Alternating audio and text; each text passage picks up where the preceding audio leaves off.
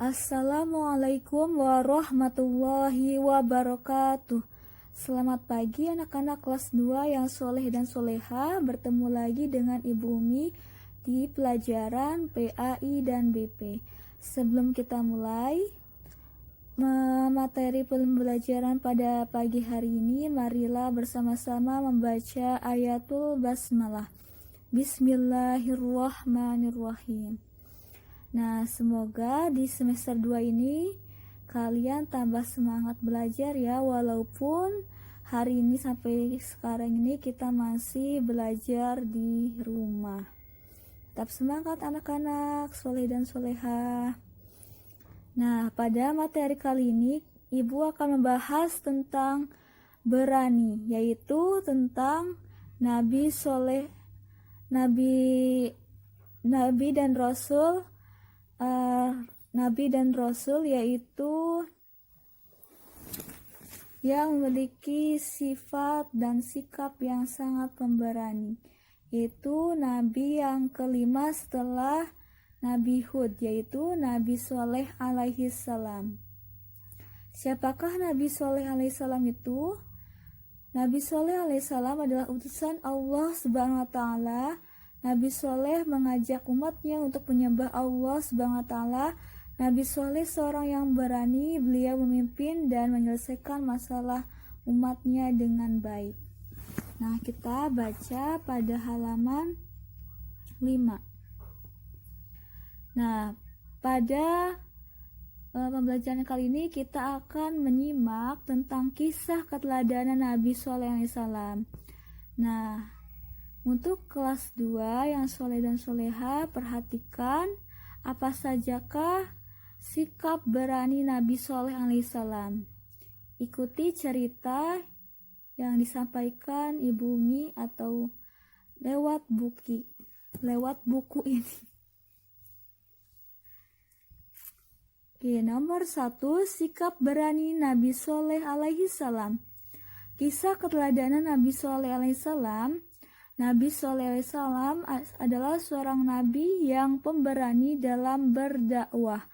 Nabi Soleh alaihissalam diutus Allah berdakwah untuk kaum Samud. Nabi Soleh alaihissalam mengajarkan kebenaran, mengajak kaum Samud menyembah Allah subhanahu wa ta'ala. Namun kaum Samud tidak mau meninggalkan kepercayaannya, yaitu menyembah berhala. Tapi Nabi SAW tidak pernah menyerah dan tetap memperingatkan mereka, yaitu kaum Samud, untuk beribadah kepada Allah Subhanahu wa ta'ala. Nabi SAW ditantang para pemuka Samud untuk menunjukkan bukti kebesaran Allah. Nabi Soleh memohon kepada Allah untuk menunjukkan kebesarannya. Kemudian Allah mengirim mukjizat untuk Nabi Soleh alaihissalam berupa unta yang keluar dari celah batu. Nabi Soleh meminta kepada kaum Samud untuk tidak mengganggu unta tersebut dan membiarkan unta mencari makan dan minum sendiri. Namun para pemuka Samud masih membenci Nabi Soleh alaihissalam. Mereka berkomplot untuk membunuh unta Nabi Soleh alaihissalam, yaitu yang berkomplotnya itu Musyadda bin Muharij dan Gudar bin Salif.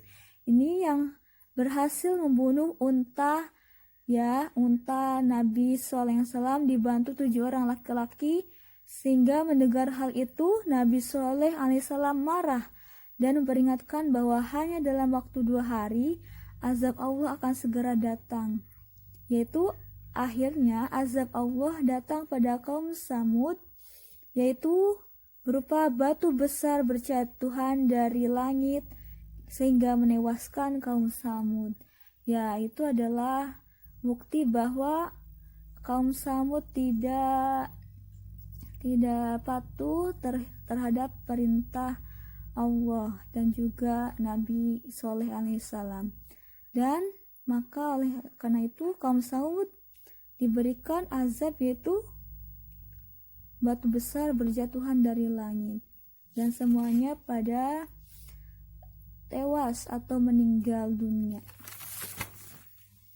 Dan pelajaran dari kisah Nabi Shalih alaihissalam tersebut adalah: 1. Dosa dan perbuatan sebagian masyarakat dapat berakibat negatif terhadap seluruh masyarakat, karena perbuatan masyarakat Samud itu adalah menyembah berhala bukan kepada Allah, maka dosa dan akan mendapatkan azab. Untuk itu, anak-anak kelas 2 yang soleh dan soleha harus selalu sholat tepat waktu ya, dan jangan sampai tidak melaksanakan sholat atau bolong-bolong. Sholatnya harus tepat waktu dan juga jangan sampai terlambat. Nomor 2 adalah keberanian Nabi Shalih alaihissalam melawan kaum Samud. Nah, jadi pelajaran dari kisah Nabi Shalih alaihissalam adalah keberanian Nabi Shalih alaihissalam melawan kaum Samud, yaitu tidak takut pada kaum Samud tersebut. Yang ketiga adalah Nabi Shalih alaihissalam tidak menyerah dalam membimbing kaumnya, terus dan tanpa menyerah ya membimbing kaum Samud hingga kaum Samud tersebut akan beribadah kepada Allah SWT. Nah, dari contoh keberanian dari Nabi Shalih alaihissalam tersebut, kita seharusnya bisa menerapkan dalam kehidupan sehari-hari kita, yaitu di sekolah maupun di rumah. Untuk di sekolah, kalau tidak bisa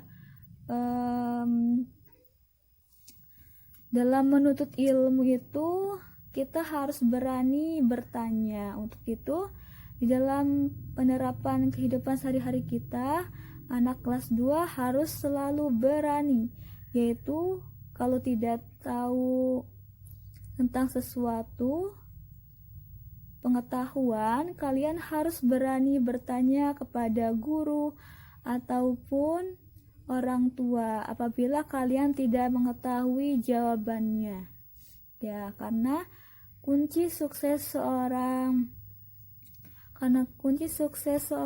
siswa adalah selalu berani bertanya dan selalu menggali ilmunya dengan selalu belajar dan belajar. Karena ilmu itu didapat dengan cara belajar dan belajar, ya. Semakin bertambah karena kita selalu bertanya dengan orang yang berilmu itu akan mendapatkan kehormatan di sisi Allah dan Rasulullah SAW. Jika tidak paham dengan pembelajaran dari guru, kalian harus berani bertanya. Di dalam Quran surat Al-Mujadilah ayat 11, Allah Subhanahu wa taala berfirman, A'udzubillahi minasyaitonirrajim. Bismillahirrahmanirrahim. Yarfa'illahu allazina amanu minkum wallazina utul ilma darajat. Artinya, Allah akan meninggikan orang-orang yang beriman di antaramu dan orang-orang yang diberi ilmu pengetahuan beberapa derajat.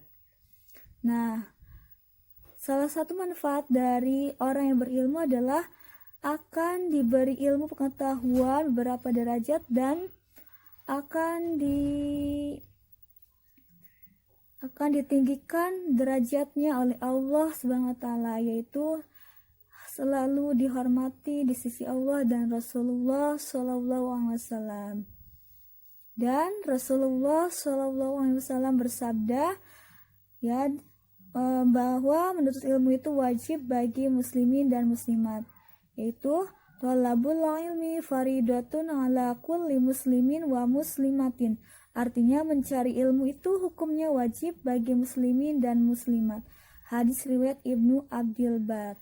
Nah, itu sudah tahu kan bahwa dalil dari Allah dan juga dalil dari Rasulullah bahwa kita harus berani dalam situasi apapun.